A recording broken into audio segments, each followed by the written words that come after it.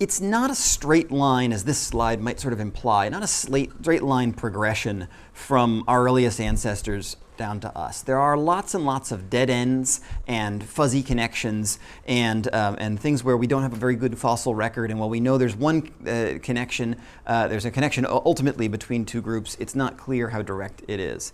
So we're going to sort of simplify some of that. For one thing, we're not actually in this class talking about this first half here, these earliest ancestors, so we'll just sort of gray them out for a second.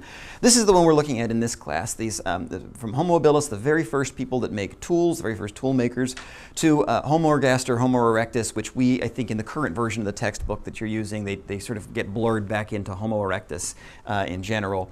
Homo erectus lasts for a really long time in that, if you're going to sort of call everything from 1.8, 1.9 million years ago up until 600,000 years ago, Homo erectus.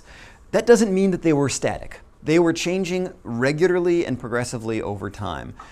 By 600,000 years ago or so, what we're finding are animals that are still different than us, but they are not so different that we can't call them us. They are definitely distinct from the early Homo erectus, things like Turkana who you would not really have recognized as a human being if you encountered them on the street or on the subway or something like that. By 600,000 years ago, we are seeing something that's a lot more like us.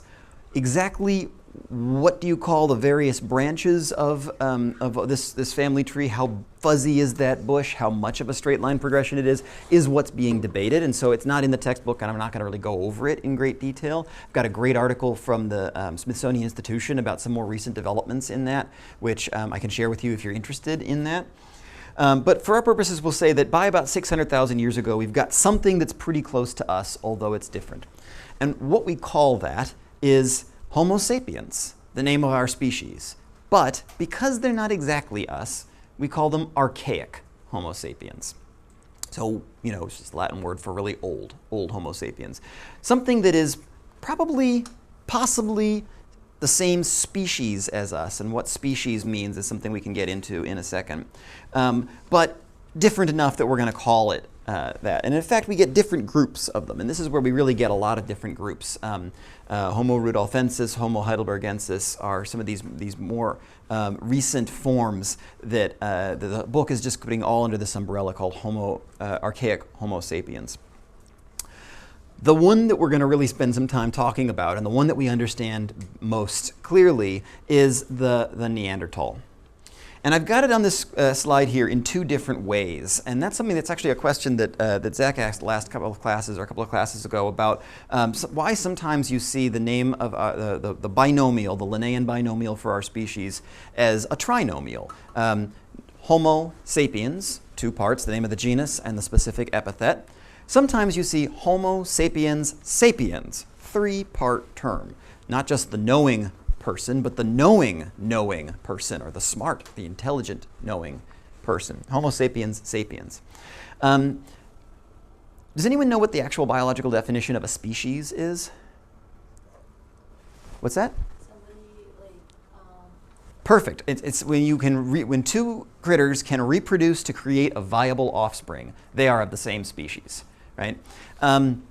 Now, even in modern biology, this gets pretty complicated. You get things like ring species, where animals that are right next to each other in the world can reproduce to create fertile offspring, and then they can reproduce to create fertile offspring with groups on either side. But those two groups can't reproduce with each other to create a fertile offspring. So the concept is kind of flawed as biologists are using it now, and they know that, and they're working with that. There's other problems with it when you try to put it back in time. Could this Boxgrove person have reproduced to create an infertile offspring with the mother of Turkana? I don't know. They don't know either. You can't observe it in action, right? We have some problems when we try to apply this species definition back in time. What we can do is we can look mostly at morphology, and with much more recent things, we can talk a little bit about genetics, which is where there's a lot of interesting developments going on. But there's debates about where you want to draw those lines. And that again is where some of these debates are coming from. It's not that we don't know where we evolved from or how, or in what way, but we're debating where we draw the lines between different species.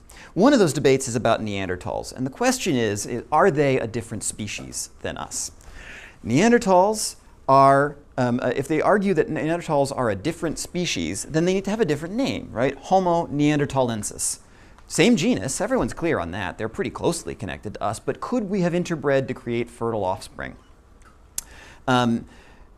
Or, if they're not a different species, then they're the same species. Then maybe we're calling them a different subspecies, right? Something a little bit more like breeds of a dog. Now, all the different dogs are biologically able to reproduce with each other, but in practice they don't always, and so you have things like a Chihuahua versus a Great Dane.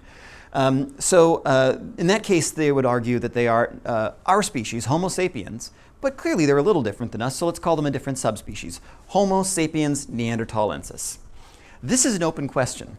It's a question that is starting to be, I think, settled to some extent by genetic studies, and we'll talk about that in a bit. But it's something that is still hotly debated. In fact, one of the major proponents of the interbreeding theory, the theory that they are just a different subspecies that are very closely connected to us, is our friend Milford Walpole, a very, very senior professor over in Ann Arbor. So we've got this debate sort of, raging around us right here. It's so easy to use. Geico.com. A caveman could do it. What? Oh, no, Not cool. I did not know you were there. I could change. So of the many kinds of archaic Homo sapiens, the one we're going to spend a lot of time on in this class is probably the most well-known one. It was the first human ancestor to be discovered, and that's the Neanderthal. A lot of what people think about Neanderthal comes out in these pop culture images, like these Geico commercials, where it's so easy a caveman can do it, and the caveman is very clearly set up to be a Neanderthal. Here depicted in this image, a more scientific reconstruction. But in the popular version, Neanderthals are not particularly bright. Here's another one of these popular images of Neanderthal. It's a Far Side cartoon, and we've got a sort of a used car salesman-looking guy in the middle, walks up and is lighting a match, and the caption reads, "As Thack worked frantically to start a fire, Cro-Magnon man, walking erect, approached the table and simply gave Thena a light." In my meaner incarnations, I have actually put this on an exam and asked people to tell me what is wrong with this slide. I don't think I'm quite so mean as to do that anymore, but I have done it in the past. And the answer is that there's a couple of big things. For one, walking erect, despite the name Homo erectus, which is people, when it was named, people thought that was like the beginning of a fully modern stature. Bipedalism, as I've said, is something that human beings have been doing, or human ancestors have been doing for about 7 million years, so that's not a new development. Neither is fire. That's something that is been probably controlled for about 1.5 million years, and Cro-Magnon man is something that's a 30,000-year-old site. So not a very accurate one. But I like to bring these things up because they actually are showing us the kind of impression that we have for Neanderthals, sort of a pop culture version of what a Neanderthal is like. And I'm going to argue against those ideas and say that we don't actually, that's not a really good representation of Neanderthals, and that probably we're a lot more like us than those depictions suggest. Some of the history of Neanderthal here is really the very first human ancestor that we've got any record of, or rather the first discovery of an early human ancestor. The first finds were at a site called the Neander Valley. It's the valley of the Neander River here in the northern part of central Germany. And it was found in a cave overlooking the river in about 1856. So 1856, some people wander into this cave and they find some old bones. And this is what the bones themselves actually looked like. These are the first find. We called it Neanderthal or Neander I, the first find of any pre-modern critter by modern people. And these look sort of like standard bones, but if you don't have to have that much familiarity with what a human skeleton looks like before you sort of recognize that these don't look quite like other bones. And just, on this slide, you can see, this sort of sloping forehead, these big brow ridges, this sort of curved back chin are all sort of marks of what a Neanderthal would have looked like. This was a pretty big deal back in the 1850s. Remember, this is 3 years before Origin of Species is discovered. So, or rather, Origin of Species is published. So Darwin's really a good explanation of how evolution takes place. There wasn't really a good sense for how this could have possibly happened.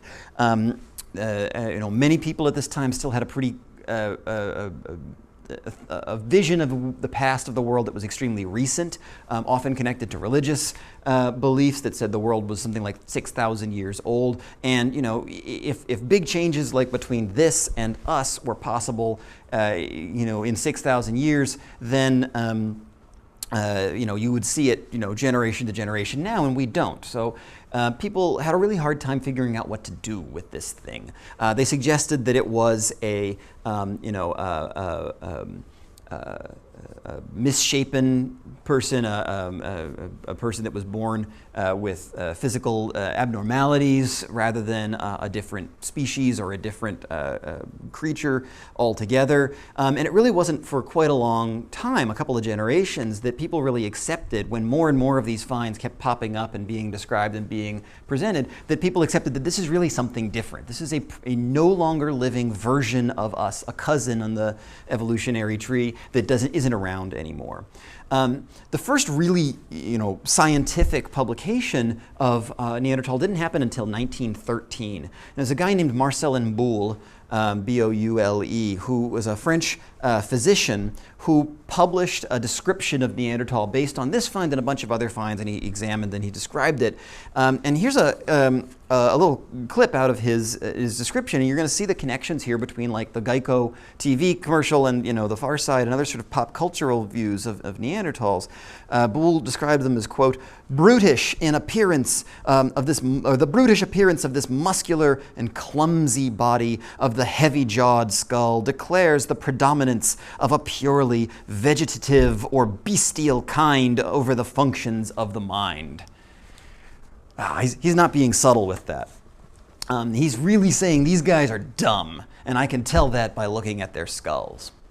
What Boule was under the influence of is a set of ideas called phrenology. And phrenology is a now fully discredited, we call it a pseudoscience today. In the 19th century and up until the beginnings of the 20th century, it was considered a real avenue of scientific pursuit. And the idea was that the shape of the skull actually had to do with the personality characteristics of the person who had that skull, right? So if you had a sloping brow or big brow ridges, then you were not very smart and you were more prone to criminal behavior and things like that. And that's why this was sort of developed, the idea that you could actually look at measure the shape of their skull and determine who's going to commit a crime and who's going to be the one who's your next fearless leader.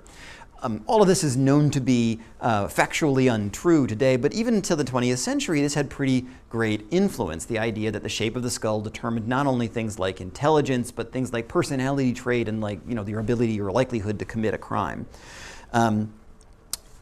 Boule was under the influence of phrenology, and that's why he decided that the Neanderthals were actually big dumb brutes, and that image has sort of persisted in time, even though we don't have a lot of evidence for it. And in fact, we've got some good evidence that suggests against it, as I'll get to in a second.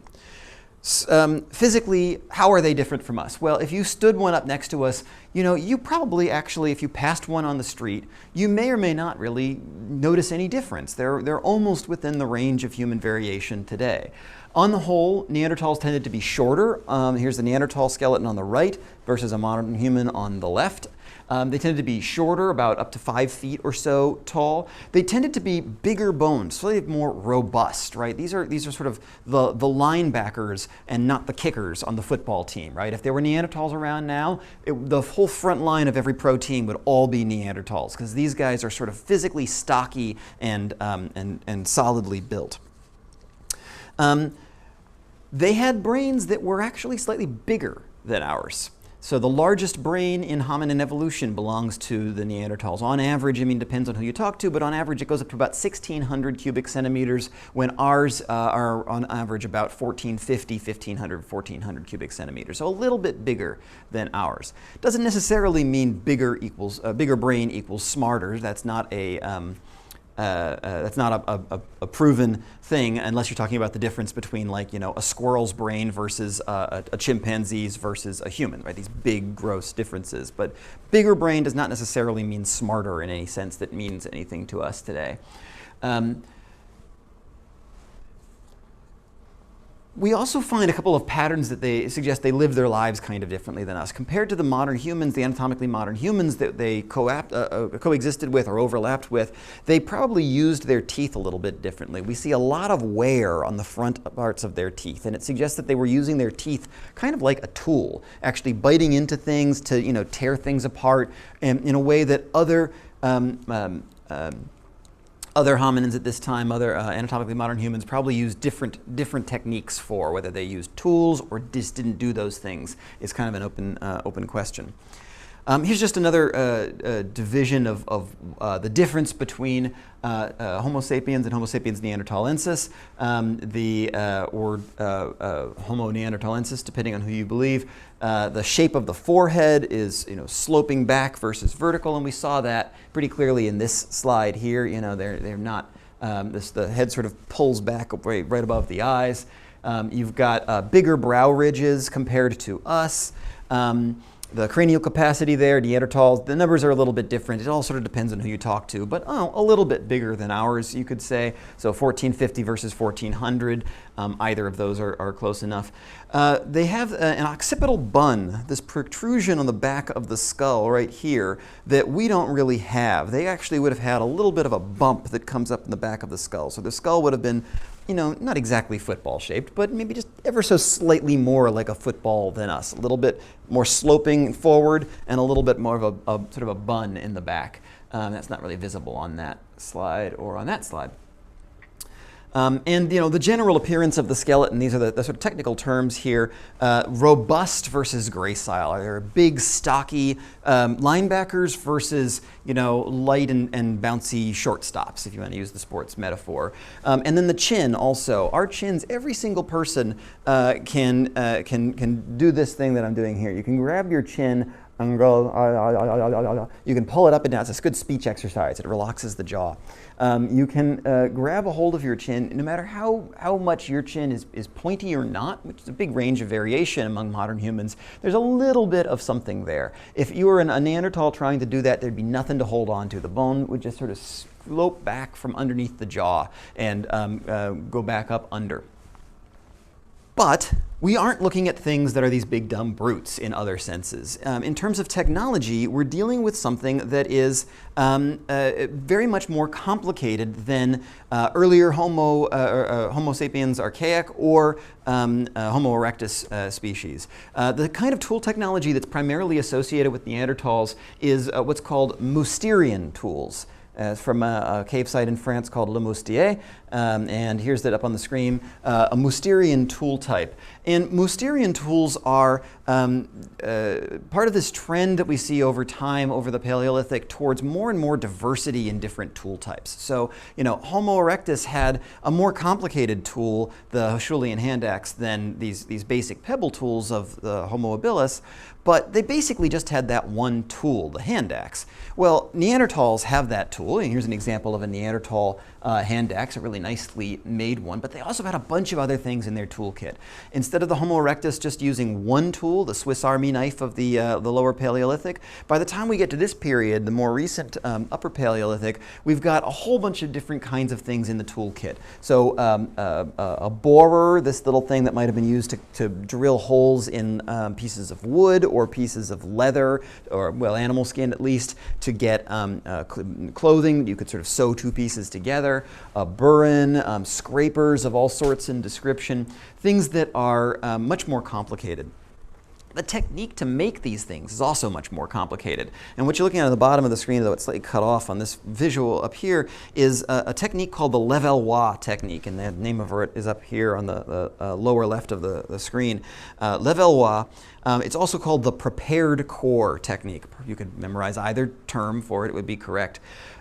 I mentioned before that the early developments in tool technology were going further and farther away from how these materials looked in nature, and this required symbolic thought. So, Homo habilis had to imagine what would happen when they smacked those two pebbles together to get those Oldowan tools. Homo erectus had to imagine a complete modification of one of those pebbles into a hand axe of a completely different shape where you don't have any of the cortex visible. You don't have any of the original stone on the outside or almost any of it visible.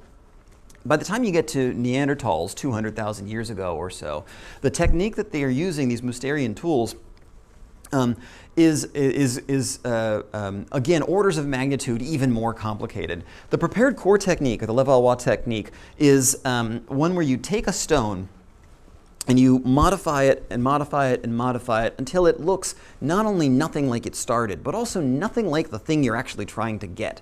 You might, in this example right here, it's sort of, they've created a cone type shape. And the cone type shape isn't what you're looking for. They don't care about a cone of stone. What they want is a nice sharp blade, a long, skinny, thin piece, the shape and size of like a dinner knife that they can use to cut.